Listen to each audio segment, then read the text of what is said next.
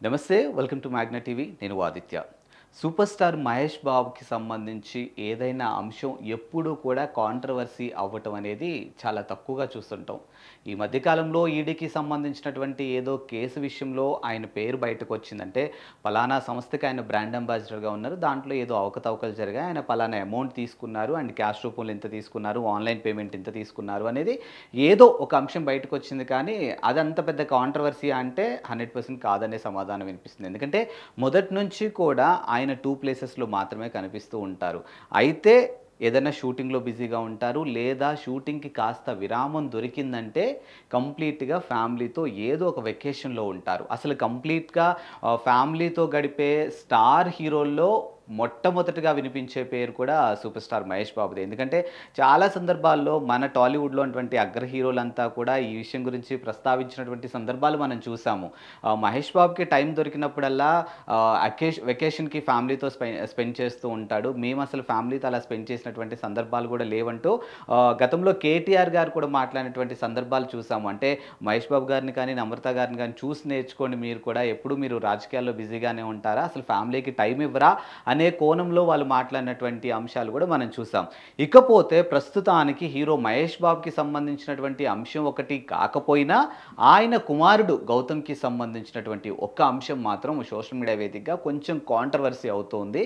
మరి అది ఏంటి? ఎందుకు కాంట్రవర్సీ అవుతుంది? ఎందుకు కాంట్రవర్సీ అవ్వాల్సొచ్చింది? ఒక్కసారి దానికి సంబంధించినటువంటి డీటెయిల్స్ ఒక్కసారి చూసుకున్నట్లయితే యెస్. ఆయన కుమారుడు గౌతమ్ ప్రస్తుతానికైతే న్యూయార్క్ యూనివర్సిటీలో చదువుకుంటూ ఉన్నారు. సో, అతను ఒక షార్ట్ ఫిల్మ్‌లో నటించారనమాట. సో, ఆ షార్ట్ ఫిల్మే ఇప్పుడు సోషల్ మీడియాలో పెద్ద దుమారానికి దారితీస్తుందనేది చాలా స్పష్టంగా అర్థమవుతుంది. ఈ షార్ట్ ఫిల్మ్‌లో గౌతమ్‌తో పాటు ఇంకొక అమ్మాయి కూడా కనిపిస్తూ ఉంది. సో, మరి అమ్మాయి కనిపిస్తే తప్పేంటి అని మీరు అందరూ అడగొచ్చు. సో, అక్కడే అసలు ట్విస్ట్ ఉందనమాట. సో, గౌతమ్ ధరించినటువంటి టీ షర్ట్ పైన ఇండియా అని ఉండగా, ఆ అమ్మాయి వేసుకున్నటువంటి టీ షర్ట్ పైన మాత్రానికి పాకిస్తాన్ అని ముద్రించి ఉంది. సో, ప్రస్తుతానికి మనం చూస్తున్నాము జమ్మూ కాశ్మీర్‌లో జరిగినటువంటి పహల్గామ్ అటాక్ ఏదైతే ఉందో దాని విషయంలో ఇప్పటికే భారతదేశం కూడా చాలా అంటే చాలా కోపంగా ఉందని చాలా స్పష్టంగా మనకు తెలుస్తుంది. ఎందుకంటే మన పౌరుల్ని దాదాపుగా 26 మందిని వాళ్ళు పొట్టన పెట్టుకున్నటువంటి సందర్భాలు ఉన్నాయి. కాబట్టి ఇలాంటి టైంలో పాకిస్తాన్‌ని మనం ఎప్పుడు అంటే మొదటి నుంచి కూడా పాకిస్తాన్‌ని మనం పొరుగు దేశంగానే చూసాం. వాళ్ళు మన శత్రు దేశంగా చూసే ఇలాంటి అటాకులకి పాల్పడుతూ ఉన్నారు. బట్ ఈ క్షణం నుంచి మనం కూడా దాన్ని శత్రు దేశంగానే చూస్తూనే ఉన్నాం.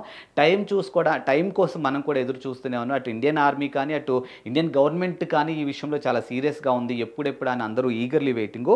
ఇలాంటి ఒక తరుణంలో ఒక స్టార్ హీరో కొడుకు ఇలా ఇండియా అని ఒక టీ షర్ట్ ధరించడం, ఆయన పక్కనటువంటి అమ్మాయి పాకిస్తాన్ అని ధరించడం ఏదైతే ఉందో అది ఇప్పుడు కొంచెం సోషల్ మీడియా వేదికగా చాలా వైరల్ అవుతుంది. దీనికి సంబంధించి కొంతమంది నెటిజన్లు కూడా అభ్యంతరం వ్యక్తం చేస్తూ ఉన్నారు. అసలు ఇంత జరుగుతున్న టైంలో దీన్ని ఎందుకు తీశారు? ఎందుకు తీయాల్సి వచ్చింది అనేది ఒకటి బయటకొస్తుంది.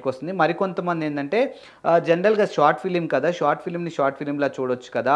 ఎందుకు దాన్ని ఇలాంటి ఒక చర్చకు దారి తీస్తున్నారు అనేది కొంతమంది అభిప్రాయాలు వాళ్ళు కూడా సోషల్ మీడియా వేదికగా పంచుకుంటున్నారు. అంటే కళలాగే చూడాలి కానీ ఎందుకు ఇలా డిఫరెన్సెస్‌గా చూస్తున్నారు అనే కోణంలో కూడా కొన్ని ప్రశ్నలు వినిపిస్తూ ఉన్నాయి. అండ్ వాస్తవానికి ఇంకోటేంటంటే అసలు ఇప్పుడు ఈ ఏదైతే పహల్గామ్ అటాక్ తర్వాత ఇటు పాకిస్తాన్, ఇండియాకి సంబంధించినటువంటి అంశాలు ఏవైతే బయటకొస్తున్నాయి, వాళ్ళ 2 దేశాల మధ్య మన 2 దేశాల మధ్య ఉన్నటువంటి ఆ శత్రుత్వం ఏ విధంగా ఉంది, అసలు ఈ అటాకింగ్ మోడ్‌లు ఏ విధంగా ఉన్నాయి, అసలు చనిపోయినటువంటి మన పౌరుల యొక్క కుటుంబాల పరిస్థితి ఏ విధంగా ఉంది, ఇదంతా మనం చూస్తూనే ఉన్నాం.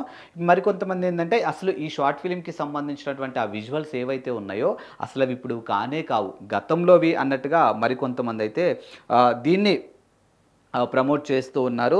మరి చూద్దాం దీని మీద అటు మహేష్ బాబు ఏమన్నా రెస్పాండ్ అవుతారా? అసలు నిజంగానే ఆ షార్ట్ ఫిల్మ్ ఇప్పుడుదా, గతంలోదా ఏంటనేది క్లారిటీ అయితే లేదు. కాబట్టి ఇప్పుడు మొత్తం కూడా దీని మీద మహేష్ బాబు రెస్పాండ్ అయితేనే వాట్ ఈజ్ వాట్ అనేది ప్రజలకి అర్థమవుతుందనేది కొంతమంది యొక్క అభిప్రాయం.